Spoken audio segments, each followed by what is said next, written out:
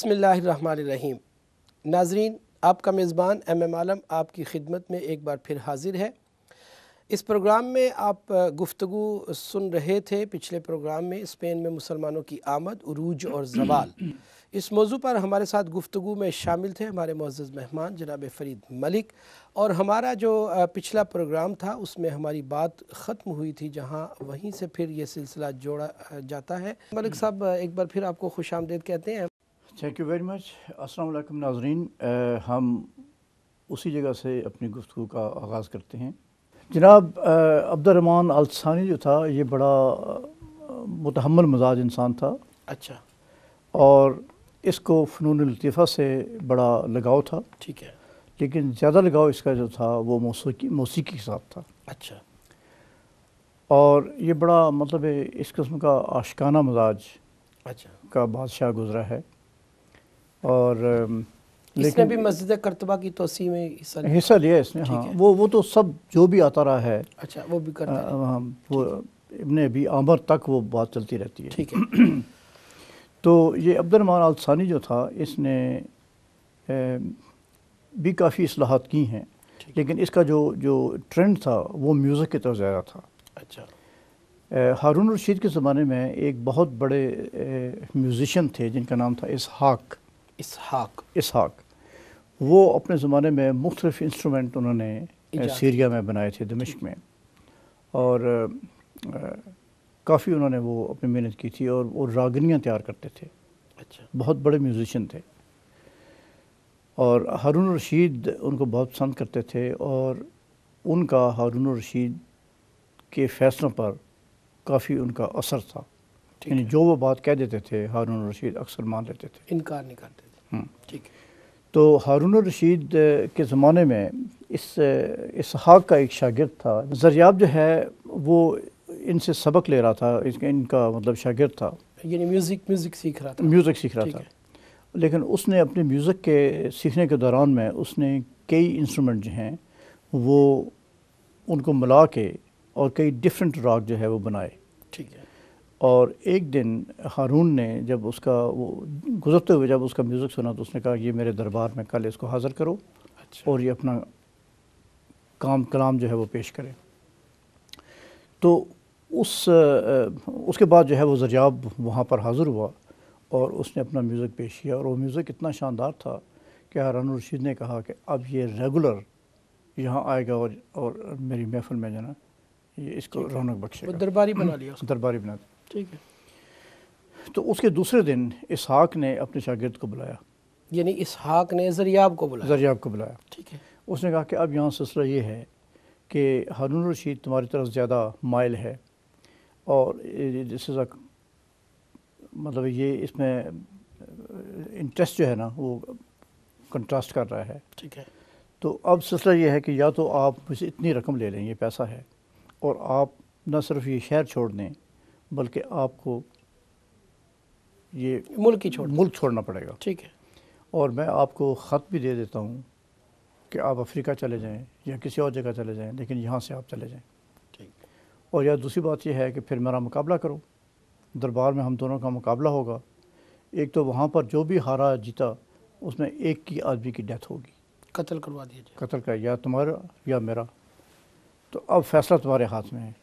اچھا، تو استاد شاگرد کو کہہ رہے ہیں، ہاں، اس میں بھی ایک جیلسی کا عنصر ہے، ٹھیک ہے۔ تو زریاب نے کہا کہ دیکھیں آپ میرے استاد ہیں، آپ سے میں نے سیکھا ہے، اور یہ ہنر آپ سے میں نے سیکھا ہے، لہذا میں آپ کے خلاف تو جا نہیں سکتا، ٹھیک ہے، اور میں دربار میں بھی آپ کے مقابلے میں نہیں گاؤں گا، ٹھیک ہے، ہارون الرشید سے کہہ دیں کہ میری طبیعت ٹھیک نہیں تھی اور وہ غائب ہو گیا، چلا گیا۔ تو ایسے ہی ہوا، ہارون الرشید نے اسے پھر کہا کہ بھئی اس کو لاؤ، وہ کہتا ہے آج کل وہ بیمار ہے اور علاج کے غرض سے باہر گیا ہوا ہے، ٹھیک ہے۔ تو پاسبل ہے کہ ہارون کو بھی پتہ چل گیا ہو کہ بھئی اندر سے سازش چل رہی ہے، لیکن وہ اس وقت تک وہ ملک چھوڑ چکا تھا۔ تو اس میں تروپ خاتون کا بھی کوئی ذکر نہیں، کوئی اس میں آگے ذکر آئے گا، اچھا، ٹھیک ہے، وہ اس کا عرب کے ساتھ کوئی تعلق نہیں ہے، اچھا، ٹھیک ہے، ٹھیک ہے۔ تو وہ زریاب وہاں سے افریقہ میں آ گیا، اور افریقہ میں وہ اپنے کچھ لوگوں سے، وہاں پر اس کو ایک خط ملا جو الحکم نے لکھا تھا، اسپین سے سے زریاب کے لیے، ہاں، زریاب کے لیے، اچھا، اس نے اس کی شہرت سنی تھی اصل میں وہ چاہتا تھا کہ اسحاق کو وہ ان کی آپس میں وہ اموی اور عباسیوں کا چکر تو ان کے ذہنوں سے نہیں نکلا تھا نا. ٹھیک ہے. جو بھی ان کے خاندان میں جو نیا لڑکا اٹھتا تھا اس کو بتاتے تھے کہ امویوں نے ہمارے ساتھ یہ کیا ہے. ٹھیک ہے. اور عباسی یہ بتاتے کہ عباسی ان کو الزام دیتے تھے اور اموی کہتے تھے عباسیوں نے ہمارے ساتھ یہ کیا ہے. ٹھیک ہے. تو وہ چاہتا تھا کہ اس کے دربار کے رونق جو ہے، جو اچھے چیدہ قسم کے لوگ ہیں، عالم بھی ہیں، اس میں میوزیشین بھی ہیں، منسٹرز بھی ہیں، وہ یعنی ہر فن کا جو بندہ ہے، ہاں وہ اس کو واپس کنسٹرکشن میں کافی لوگ وہ لے کے آ گئے تھے جنہوں نے مسجد کرتبہ میں ہیلپ کی تھی. ٹھیک ہے. تو اس نے زریاب کو خط لکھا تھا، لیکن جب زریاب ابھی اس میں تھا افریقہ میں تھا تو الحکم کی ڈیتھ ہو گئی. ٹھیک ہے. تو اب اس کی ہمت نہیں پڑ رہی تھی کہ بھئی وہ کیسے نئے بادشاہ کو، پتہ نہیں ہر بادشاہ کا مزاج ڈیفرنٹ ہوتا ہے، لیکن بہرحال وہ اسپین میں داخل ہو چکا تھا. ٹھیک ہے.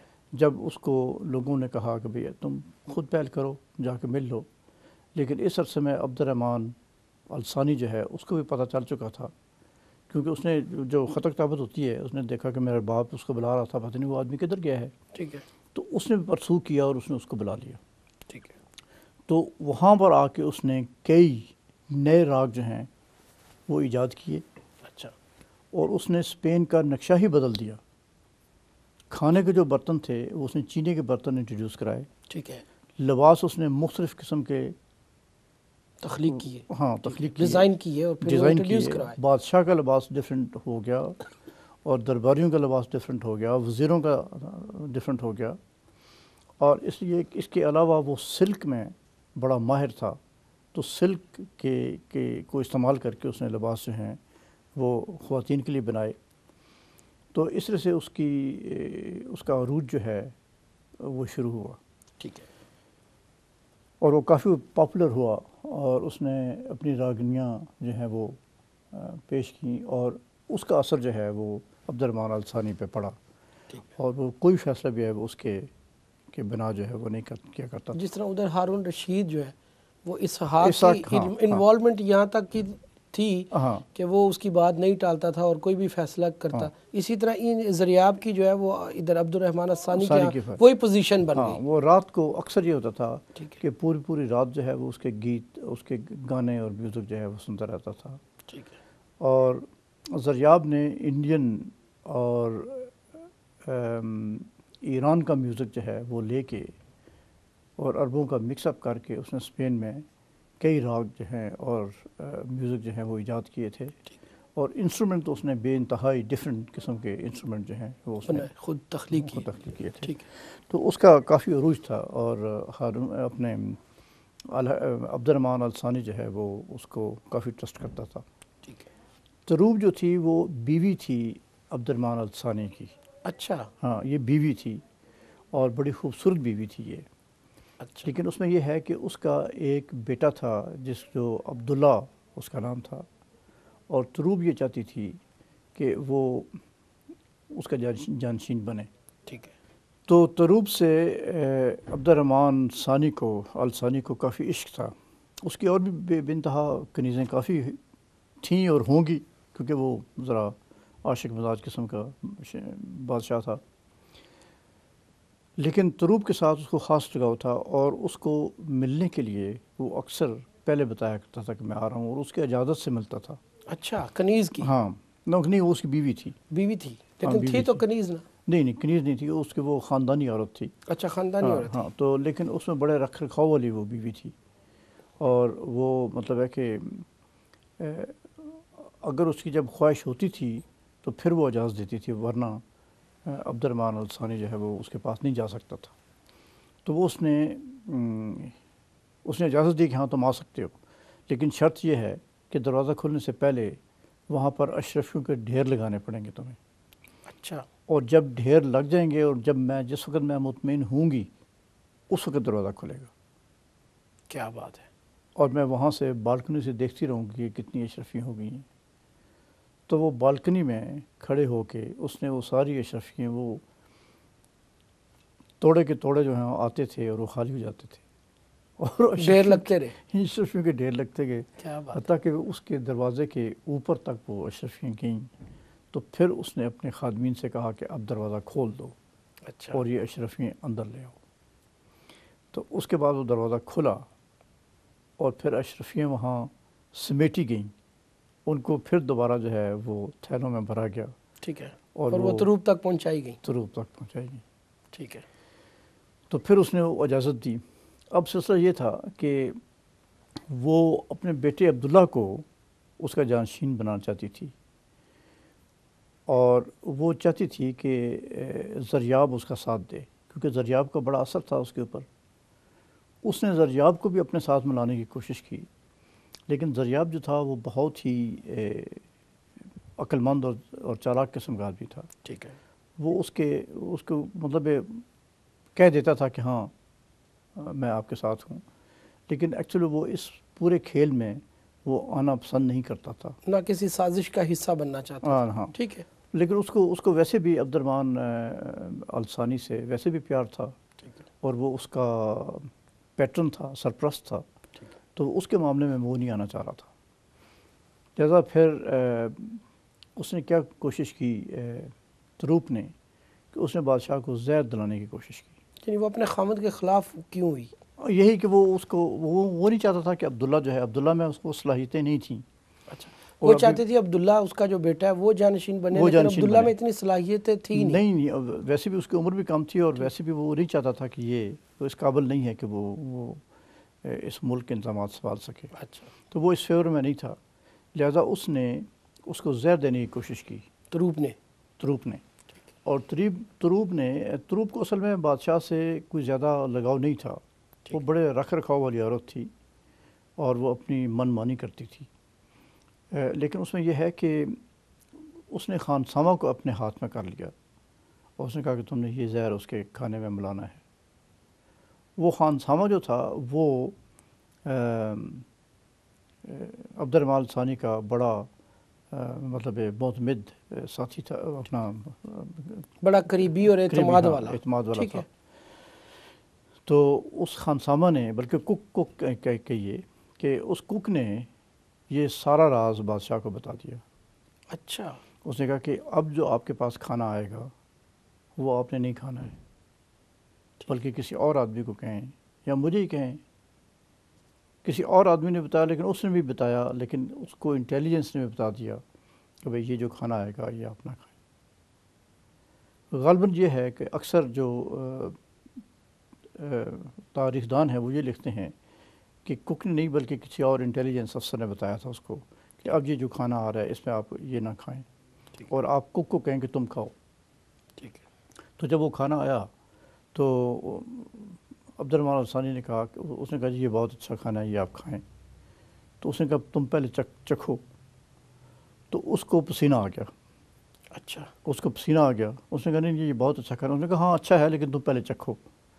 اس نے منہ میں جب وہ ڈالا تو اس کے 5 منٹ کے اندر وہ زہر اثر کر گئی، اس کی ڈیتھ ہو گئی۔ تو اس سے عبد الرحمن الثانی کو اتنا شاک ہوا کہ میں جس عورت کو اتنا چاہتا ہوں، جس کے لیے میں نے پوری سلطنت کی ڈھیر لگائے اور سب کچھ اس کو دے دیا، اور اس کی حالت یہ ہے کہ وہ مجھے زہر دینا چاہتی ہے۔ لہٰذا چند دن کے اندر وہ اتنا سوچا اس نے، اور اتنا اس کو شاک ہوا کہ اس کی ڈیتھ ہو گئی، اس غم میں ڈیتھ ہو گئی۔ ٹھیک ہے، اس کے بعد پھر عبد الرحمن تیسرا جو آیا وہ اصل میں کون تھا؟ اس کے بعد اس کا بیٹا تھا محمد، عبد الرحمن الثانی کا بیٹا تھا محمد۔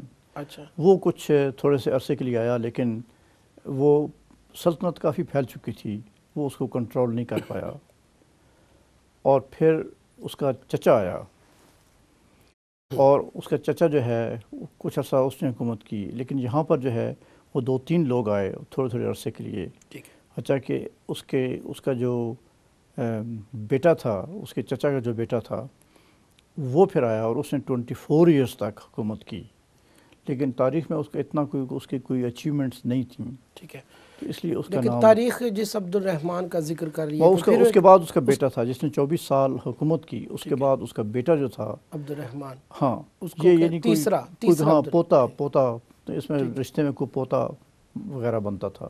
اس کے کارنامے کیا تھے، اور وہ جو اس نے کوئی شہر آباد کیا، وہ تو بڑا گریٹ انسان اس کا کیا؟ وہ بہت ہی گریٹ انسان تھا وہ، عبد الرحمن تھرڈ، جی عبد الرحمن تھرڈ. تو وہ جب آیا تو چونکہ اس کا بہت قریبی تعلق نہیں تھا، یعنی وہ بیٹا بھی نہیں تھا، وہ اس کے بھائی کی اولاد میں سے تھا، تو وہ ڈائریکٹ لنک نہیں تھا. لیکن چونکہ اس کے باپ نے 24 سال میں جو حکومت کی تھی، اس نے سلطنت میں کافی استحکام پیدا کر دیا تھا، اور دوسرا یہ کہ پاپولیرٹی بھی ہو گئی تھی. لہذا اس کے بیٹے کو، عبد الرحمن تھرڈ کو، ایک اچھا چانس ملا کہ وہ بڑا پرسکون ماحول تھا جس میں اس نے بے انتہا ترقی کی. ٹھیک ہے. وہ خود بھی مطلب جنگوں میں گیا ہے، اور اس نے یہ آراگون، لیون، کاسٹلا، ان پہ اس نے حملے کیے ہیں، اور ان کو باجگزار ریاستیں اس نے بنائی ہیں. ٹھیک ہے. لیکن اس کا ٹرینڈ جو تھا وہ تعمیرات میں بہت زیادہ تھا. ٹھیک ہے. تعمیرات سے اس کا کنسٹرکشن میں، ہاں کنسٹرکشن میں بہت لگاؤ تھا. اور اس نے انڈیا سے، ایران سے اور عرب سے اس نے کافی انجینئر منگوائے تھے، جنہوں نے اس کے محلات میں بھی ہیلپ کی، اور مسجد کرتبہ میں بھی اس نے ہیلپ کی. کیونکہ مسجد کی ایکسٹینشن تو ہو رہی تھی، لیکن اس کے جو فرنیشنگ کا کام تھا وہ کافی ابھی رہتا تھا. تو یہ فرنیشنگ اس کے زمانے میں یہ بہت زیادہ ہوئی ہے. یہ ساری چیزیں جو ہے نا اوپر، ٹھیک ہے، خوبصورت چیزیں جو ہیں، اگرچہ اس میں قرآنی آیات ہیں، لیکن وہ اس انداز سے لکھی گئی ہیں کہ پتہ چلتا ہے یہ بیل بوٹے پھول بنے ہوئے ہیں. ٹھیک ہے، فن پارے ٹائپ وہ. ٹھیک ہے. تو اس کو اپنی ایک کنیز کے ساتھ عشق تھا جو الزہرا تھی. عبد الرحمن تیسرا جو ہے، جو تھرڈ والا، ہاں تھرڈ والا جو ہے، اس کو بھی کنیز سے عشق ہوا. ہاں وہ کنیزیں ایسی ہوتی تھیں کہ ان کو مطلب یہ پورے عربوں میں یہ تھا کہ کنیز کے ساتھ وہ شادی تو نہیں کرتے تھے، لیکن ان کا جو سٹیٹس ہوتا تھا وہ آلموسٹ بیویوں کی طرح ہوتا تھا. ٹھیک ہے. آزاد کر کے پھر وہ اس سے نکاح کر سکتے تھے. ادروائز وہ بغیر نکاح کے ہی وہ کنیز ہی رہتی تھی. ٹھیک ہے. تو اس میں ان کے کئی بچے بھی ہو جاتے تھے، پتہ نہیں کیا کیا وہ کرتے تھے. لیکن یہ ہے کہ یہ بھی کنیز تھی. ٹھیک ہے. زہرا، الزہرا. لیکن یہ اپنے زمانے کی بے انتہا خوبصورت خاتون تھی، اور یہ بھی چاہتی تھی کہ اس کا بیٹا جو ہے، یہ سبھی چاہتی تھیں کہ اس کا بیٹا جو ہے، اپنا بیٹا جو ہے وہ جانشین بنے. تو اس کے نام پہ اس نے پھر وہ محل بنوایا، وہ شہر جس کا ذکر تاریخ کرتی ہے، مدینہ الزہرا کے نام. مدینہ الزہرا کا ذکر کرتی ہے. ٹھیک ہے. تو وہ شہر جو ہے اس میں یہ ہے کہ کئی کروڑ دینار جو ہے اس پہ خرچ ہوئے. ٹھیک ہے. اور اس کا جو رقبہ تھا وہ 4-5 میل میں وہ پھیلا ہوا تھا، شہر تھا. اور اس میں ایک محل نہیں تھا، کئی محلات تھے. ٹھیک ہے. اور ان محلات میں انتظامیہ کے لوگ جو ہیں، یہ 3 میل 4 میل کے فاصلے پر تھا. اب تو یہ یہاں پر اس کے کھنڈرات ہیں، لیکن یہ ہے کہ اس وقت انہوں نے کورڈوبا چھوڑ دیا اور اپنا پورا دارالسلطنت جو ہے وہ مدینہ الزہرا لے گئے. ٹھیک ہے. مدینہ الزہرا میں سارے گورنمنٹ کی مشینری تھی، اور دوسرے ملکوں کے جو سفیر آتے تھے تو وہ وہیں پر بادشاہ کے دربار میں حاضر ہوتے تھے. بڑا سونے کا کام کیا. ہاں سونے کا کام تھا. اس میں اس کے ساری چھتیں جو تھیں نا، چھت کے اوپر چھت جو ہے وہ سب اس کے اوپر سونا لگا ہوا تھا. اس کی کھڑکیاں، اس کے جو آپ کے فرش ہیں وہ سنگ مرمر کے تھے، لیکن اس کے دروازے اور کھڑکیاں جو اس پہ سونا لگا ہوا تھا. اور بہت ہی قیمتی اس میں اس کے حوض، تالاب، اس کی ہر ایک چیز جو تھی اس میں ایک نفاست تھی. وہ اس زمانے میں ایک نایاب قسم کا محل جو تھا، وہ شہر تھا، بنا تھا. اور تاریخ میں آیا ہے کہ اس میں کوئی کروڑ دینار اس پہ خرچ ہوئے تھے. اور جب لیون اور آپ کے جو آپ کے دوسرے کرسچن سٹیٹس تھیں، وہ جب اس کے بادشاہ آئے اور وہ دیکھنے کے لیے آئے تو وہ ان کی آنکھیں کھلی رہ گئیں، اور وہ بڑے حیران ہوئے کہ اتنا پیسہ بھی خرچ ہو سکتا ہے. یہ کاسٹلا تھا، لیون تھا، اور دوسری جو سلطنتیں تھیں، ان سب کے لوگ وہاں پر آ کے بادشاہ کی خدمت میں حاضر ہوتے تھے۔ عبد الرحمن تھرڈ جو تھا اس کو کنسٹرکشن کا، جیسے میں نے پہلے عرض کیا کہ کافی شوق تھا اور تعلیم سے بھی کافی وابستگی تھی۔ اچھا، اس کے زمانے میں 27 نئی یونیورسٹیاں قائم ہوئیں۔ اچھا، صرف اسپین میں؟ اسپین میں اچھا 27 یونیورسٹیاں قائم ہوئیں، اور جو لائبریریوں کی تعداد تھی وہ 2000 سے زیادہ تھی، جو وہاں پر اس علاقے میں تھیں 2000 سے زیادہ تھی، جس میں عوام کے لیے کتابوں کا بندوبست کیا گیا تھا۔ اور اس کے علاوہ یہ ہے کہ بچتیں، مساجد اور چھوٹے چھوٹے محل جو ہیں وہ بھی اس نے کافی تعمیر کیے، کافی اسکول کھلے، اور اس کے باوجود بھی وہ ابھی مطمئن نہیں تھا، وہ اس کی بھی چاہتی تھی کہ پورے اسپین میں جگہ جگہ تعلیم جو ہے وہ عام ہو۔ وہ خود بھی پڑھا کرتے تھے بکس؟ نہیں، وہ ان کے آگے بیٹے ہیں۔ اچھا، وہ آگے بیٹے آتے ہیں۔ تو اس طرح سے انہوں نے وہ وہاں پر یہ سلسلہ شروع کیا، اور پھر اصل میں ہوا یہ کہ وہ محل تو بڑا خوبصورت تھا، لیکن مسلمان آپس میں جب لڑتے ہیں تو اس میں بعد میں واقعہ آئے گا کہ وہ اس زمانے میں کتنا تباہ ہو گیا۔ وہ خود ہی جلا گئے تھے مسلمان ہی آپس میں، وہ کچھ سونا وونا اتار لیا اور اس کو آگ لگا دی شہر کو۔ ہاں، شہر کو۔ یہ بعد میں واقعہ آئے گا، لیکن یہ ہے کہ اس کے زمانے میں کافی جو ہے وہ مشہور جگہ تھی، اور باہر کے جتنے بھی بادشاہ تھے، گریک، اٹلی، روم، یہ سارے سب لوگ وہاں پر آ کے اس کو دیکھنے کے لیے آتے تھے، اور وہاں پر آ کے بیٹھ کے پھر بادشاہ کو اپنے ملک کی جو چیزیں ہوتی تھیں جو بہتر ہوتی تھیں اس میں بھی وہ مشورہ دیتے تھے کہ یہ چیز بھی یہاں آ کے آپ منگائیں اور اس میں اضافہ کریں۔ ٹھیک ہے۔ تو اس طرح سے اس نے حکمرانی کی۔ عبد الرحمن تھرڈ جو تھے وہ انہوں نے اپنے کرسچن اسٹیٹس جو ہیں ان کو اپنے ماتحت کر لیا تھا۔ ٹھیک ہے۔ تو اب یہ تینوں اسٹیٹس جو تھی، اراگون، لیون اور کاستلا، یہ اب ان کو خراج ادا کرتی تھیں، اور یہ بہت بڑی فتح تھی ان کی۔ تو واپسی پہ انہوں نے اپنا نام جو ہے وہ اب انہوں نے اپنا لقب چینج کر دیا، مطلب ہے کہ اب اپنے آپ کو عبد الرحمن الناصر کے نام سے وہ مشہور ہوئے، اور یہ فرسٹ ٹائم تھا کہ انہوں نے اپنے آپ کو خلیفہ ڈکلیئر کیا۔ اچھا، یعنی پہلے بادشاہ ہوتے تھے، لیکن اس کے بعد انہوں نے اپنے آپ کو خلیفہ کہا۔ ٹھیک ہے۔ اور وہ جو بنی عباس یا جو بھی حکومت وہاں موجود تھی عرب میں، اس کے ساتھ ان کا کوئی تعلق نہیں رہا۔ ویسے سفارتی تعلقات وغیرہ تھے، ٹھیک ہے۔ لیکن آج یہ انڈیپینڈنٹ ہو گئے، ان کی اپنی خلافت قائم ہو گئی۔ ٹھیک ہے۔ تو اس میں پھر آگے انہوں نے اپنی آئندہ چل کے یحییٰ بن یحییٰ نے جب ان کو کافی برا بلا کہا تو وہ رو پڑے، اور اس کے بعد ان کی زندگی جو ہے کافی بدل گئی، اور وہ اپنے آپ کو ریٹائر کر کے تو عبادت میں وقت گزارتے تھے۔ ٹھیک ہے۔ ان کی عمر کافی، انہوں نے حکومت میں کافی وقت گزارا، اور 70 سال کی عمر میں ان کی ڈیتھ ہو گئی۔ یہیں سے ہم بات دوبارہ شروع کریں گے۔ ناظرین، ہماری گفتگو جاری ہے، بہت خوبصورت انداز سے یہ بات جاری ہے، اور تو اس وقت ہمارا جو آج کا یہ پروگرام ہے یہ اپنے اختتام کو پہنچتا ہے۔ انشاءاللہ ہم اس تاریخ کے جو باقی لمحات، واقعات اور وہاں کے جو جذبات تھے اور پھر وہاں کے جو حالات تھے اس پر مزید گفتگو جاری رکھیں گے۔ اس پروگرام میں اپنے میزبان ایم ایم عالم کو، اپنے مہمان جناب فرید ملک صاحب کو اجازت دیجیے۔ اللہ نگہبان۔